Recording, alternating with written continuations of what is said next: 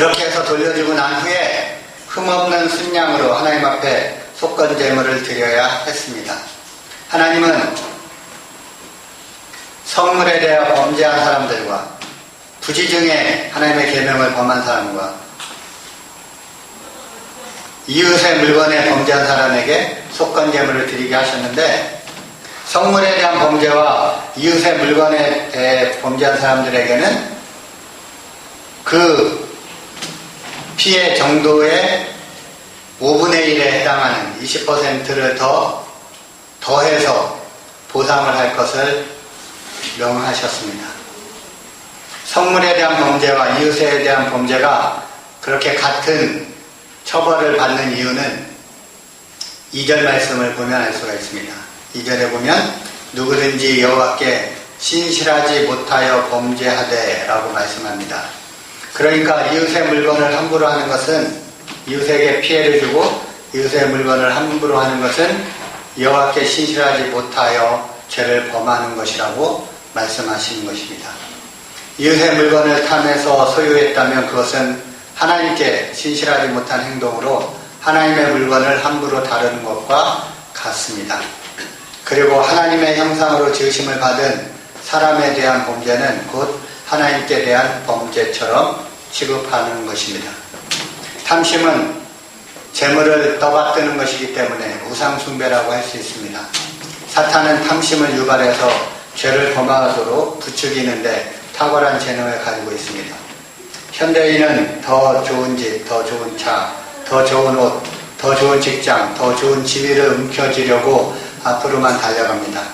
늘 더 좋은 것을 추구하는 것은 더 발전하는 것처럼 보이지만 실제로는 자신의 욕망을 끝없이 채우기 위해 피곤한 삶을 반복하는 경우가 많습니다. 더 좋은 것을 가지려는 욕구는 탁월함과 성장이라는 가면을 쓰고 현대인의 욕망을 부채질하고 있습니다. 그러는 사이에 자원과 에너지, 시간, 돈은 쓸모없는 곳에 낭비되고 가정과 인간관계는 깨지며 마음은 더 공허해집니다. 자족할 줄 모르고 다른 사람들과 비교하며 갖는 탐욕이 사람들을 벼랑 끝으로 내몰기 때문에 물질적으로 풍요로워질수록 정신질환자는 점점 더 많아지는 것을 보게 됩니다. 그러므로 우리는 어떤 영역에서 탐심을 버리지 못하고 있는지 성령님께 조명해 주시도록 기도해야 합니다. 그리고 그런 부분을 영적으로 변화시켜 주시도록 간구해야 합니다. 믿음의 선택을 할 수 있도록 성령의 능력을 받게 되시기를 바랍니다. 힘이 있어야 할 수 있는 것이고, 힘은 기도할 때 하나님이 주시는 것입니다. 성령의 능력을 받아 믿음의 선택을 하고 영적으로 살게 되시기를 바랍니다. 삶의 매 순간이 영적 전쟁입니다. 우리를 향한 사탄의 공격은 쉴 틈 없이 계속됩니다. 인간은 약해서 수시로 하나님의 자리를 탐하고 다른 사람의 자리를 차지하려고 합니다. 넘지 말아야 할 경계선을 넘어서려는 악한 충동과 싸우는 것도 영적 전쟁의 한 부분입니다. 주님은 먼저 하나님을 사랑하고 이웃을 자기 자신같이 살아가는 것이 모든 계명의 으뜸이며 율법의 완성이라고 말씀하셨습니다. 하나님과의 관계는 사람과의 관계로 이어지고 또한 사람과의 관계는 하나님과의 관계로 이어집니다. 그래서 이웃에 대한 범죄는 사람에게뿐 아니라 하나님을 향한 범죄가 됩니다. 하나님은 불꽃 같은 눈으로 두루 감찰하시며 선악을 판단하고 심판하시는 분이십니다.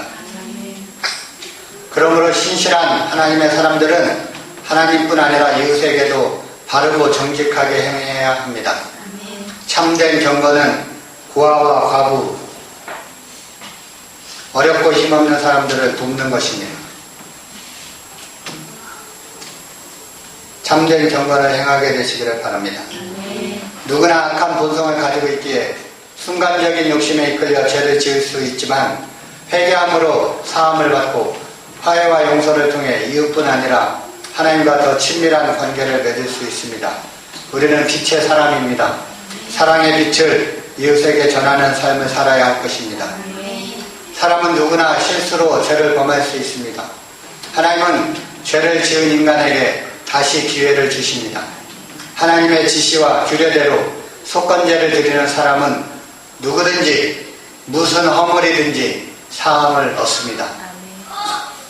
오늘 본문 말씀 마지막 7절 6장 7절 다 같이 읽겠습니다. 제사장은 여호와께서 그를 내어 속죄하시되 그는 무슨 허물이든지 사함을 받으리라. 아멘. 무슨 허물이든지 사함을 받으리라.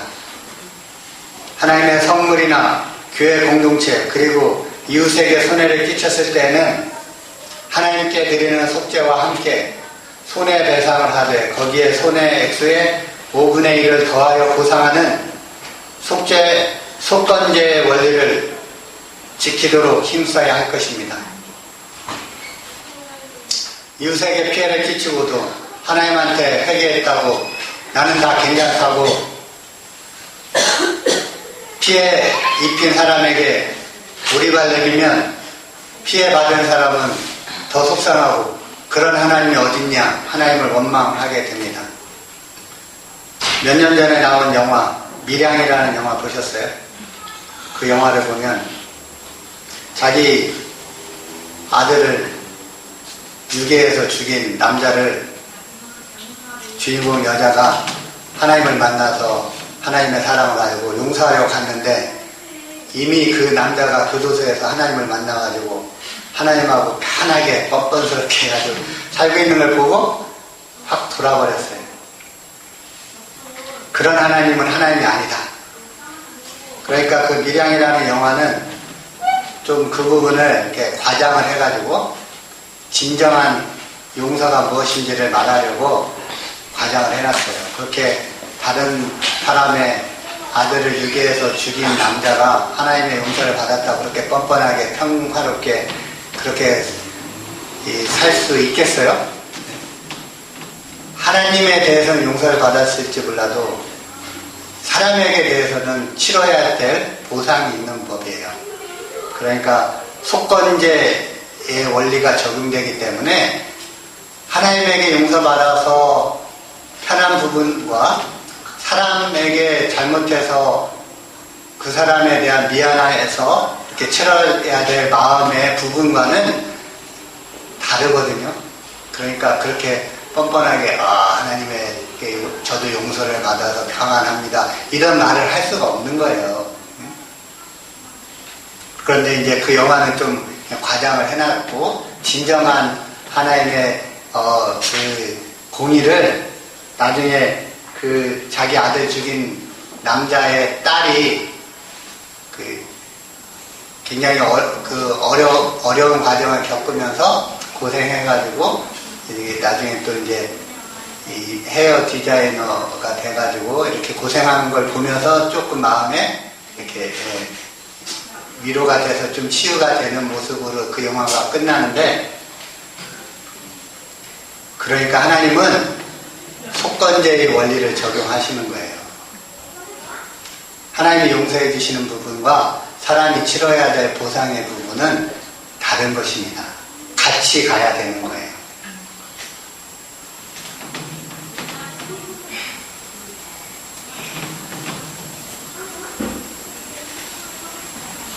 하나님에 대한 속죄와 함께 손해배상 그리고 손해액수의 5분의 1을 더해서 보상하는 속건제의 원리를 지킬 수 있도록 힘써야 합니다. 그런데 예수님을 믿고 구원받아서 하나님의 자녀가 되어 하나님을 사랑하는 사람은 율법의 한계를 뛰어넘게 됩니다. 예수님을 만난 삭개오는 다른 유대인들이 세리장인 자신을 죄인으로 무시하고 상종하는 것을 알고 계시면서도 자신의 집을 방문해 주신 예수님께 감사해서 이렇게 고백합니다. 누가복음 19장 8절.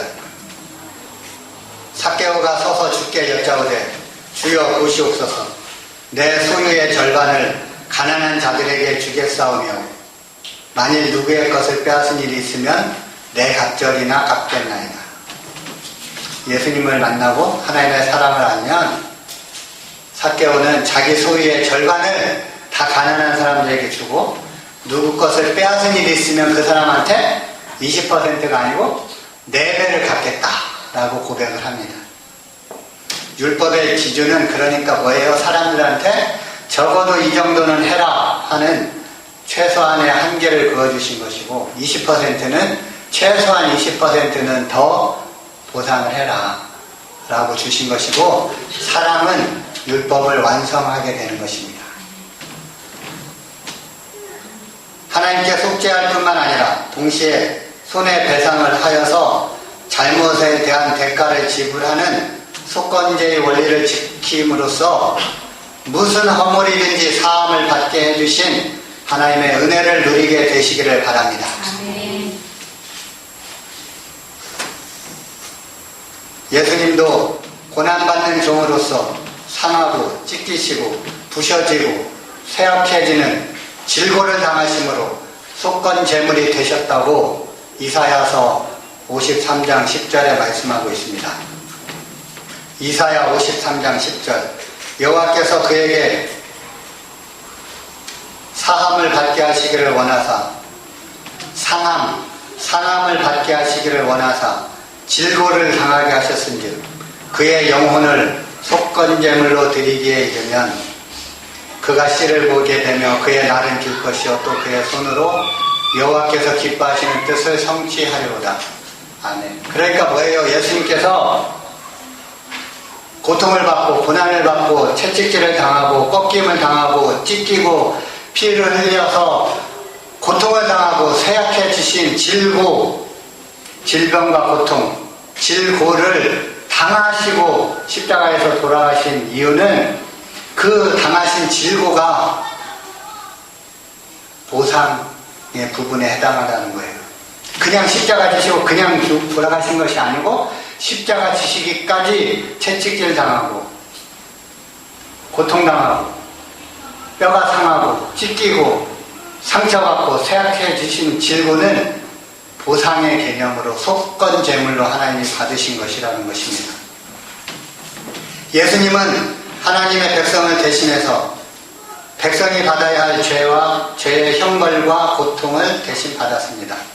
예수 그리스도의 고난과 질고는 우리의 죄의 대가를 하나님께 보상하는 속건 제사였습니다.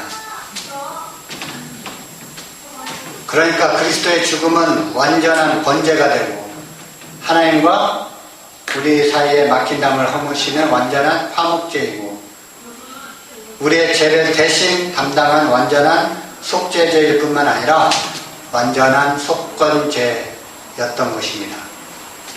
예수 그리스도의 보혈 안에 있는 죄사함의 권세는 어떤 사람에게도 어떤 범죄에도 효력이 있습니다. 십자가의 보혈을 믿고 죄에 대한 철저한 회개가 있어야 합니다. 그리고 죄악된 삶을 버리고 하나님이 뜻하신 대로 변화되는 성령 충만한 삶이 동반되어야 합니다. 그렇게 하나님의 성물에 대하여 부지 중에 모르고 범한 계명에 대하여 다른 사람에게 주신 피해에 대하여 속건제의 원리로 사랑을 따라 율법의 완성으로 율법을 뛰어넘어 살아가는 그런 사람에게는 무슨 허물이든지 사해 주시는 하나님의 은혜와 사랑이 언제나 풍성할 것입니다. 무슨 허물이든지 사해 주시는 풍성한 하나님의 은혜와 사랑으로 살게 되시기를 축복합니다.